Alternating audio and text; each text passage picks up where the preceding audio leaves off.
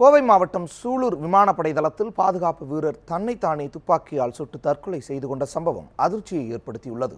கேரள மாநிலத்தைச் சேர்ந்த பிரவீன் என்பவர் கோவை மாவட்டத்தில் உள்ள சூலூர் விமானப்படை தளத்தில் பணியாற்றி வந்தார். இந்த நிலையில் இன்று காலை விமானப்படை தளத்தின் 2வது கேட்டில் பிரவீன் பாதுகாப்பு பணியில் ஈடுபட்டிருந்தார். அப்போது அவர் திடீரென தன்னிடமிருந்த துப்பாக்கியால் சுட்டு தற்கொலை செய்து கொண்டார். இதையடுத்து அவரது உடல் விமானப்படை தளத்தில் உள்ள மருத்துவமனையில் வைக்கப்பட்டுள்ளது. மன அழுத்தம் காரணமாக அவர் தற்கொலை செய்து கொண்டாரா என போலீசார் விசாரணை மேற்கொண்டு வருகின்றனர்.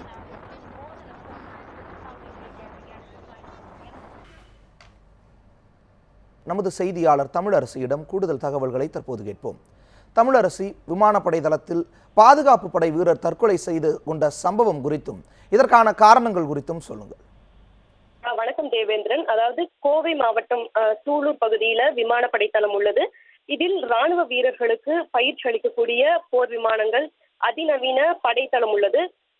இங்கு கேரள மாநிலம் கண்ணூரை சேர்ந்த பிரவீன் என்ற படை வீரர் பணியாற்றி வராரு.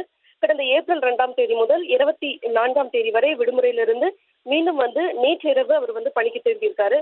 இந்த சூழல்ல இன்று காலை 9:40 மணி அளவுல அவருக்காக ஒதுக்கப்பட்டிருந்த மேக்ரோ என்கிற பகுதி, அதாவது அதிகாரிகள் குடியிருப்பு பகுதியில 2ஆம் வாயில்ல அவர் பாதுகாப்பு பணிக்காக அமர்த்தப்பட்டிருக்காரு. அந்த சமயத்துல பின்புறம் உள்ள கழிவறைக்கு சென்ற அவர் வலது கண்ணில் பாதுகாப்புக்காக வைக்கப்பட்டிருந்த துப்பாக்கியால் சுட்டு தற்கொலை செய்து கொண்டிருக்கிறார். தேவேந்திரன். தமிழரசி, இந்த சம்பவத்தை அடுத்து அங்கு நிகழ்ந்து கொண்டிருக்கக்கூடிய நடவடிக்கைகள் குறித்து சொல்லுங்கள். தேவேந்திரன், அதாவது பிரவீனுக்கு சுமிதா என்ற மனைவி இருப்பதாகவும் அவருக்கு இது தொடர்பாக தகவல் உடனடியாக விமானப்படை தளத்திலிருந்து தெரிவிக்கப்பட்டிருக்கிறது. அவர் விமானப்படை தளத்திற்கு வருமாறும் அறிவுறுத்தப்பட்டிருக்கிறது. இதைத் தொடர்ந்து அவரை சூலூர் விமானப்படை தளத்தில் உள்ள மருத்துவமனைக்கு எடுத்து சென்றனர்.